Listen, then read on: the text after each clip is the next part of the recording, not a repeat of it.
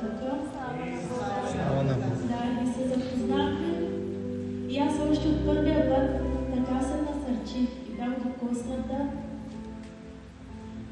И което се помолих още от първия път, и то стана.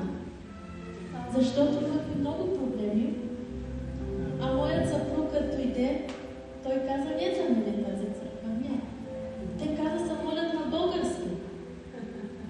А той не молеше да говори на български, той само на турски се молеше. Да. И на Господ се молих. Викам, Господи, ти така направи. Той само да бъде в теб, да си ти в сърцето ми, в сърцето му, само за теб да говори, само за теб да се моли. И не мина много дълго